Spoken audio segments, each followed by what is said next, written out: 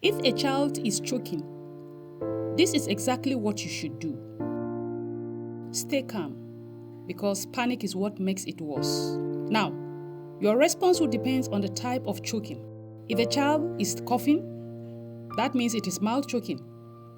Please allow the child to cough out the object, because this is their body trying to protect them. Please do not put your fingers in baby's mouth during choking, unless you can clearly see the object and can remove it easily. Because if you put your fingers blindly in your baby's mouth, it can further push the object deeper, thereby injuring the baby's throat, and can also turn a mild situation into a more serious one. In the case of severe or life-threatening choking, this is when the baby is struggling to breathe. The first thing you do is lay your baby face down on your forearm. Support the baby head and neck.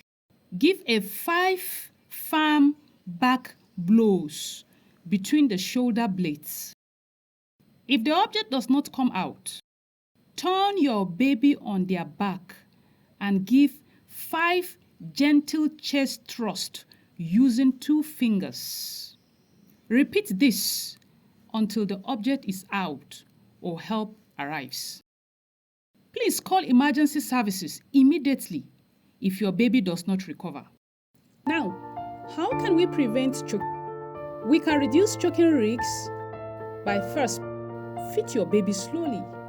Avoid large bites of foods. Always supervise your baby during mealtime and keep small objects and toys out of their reach.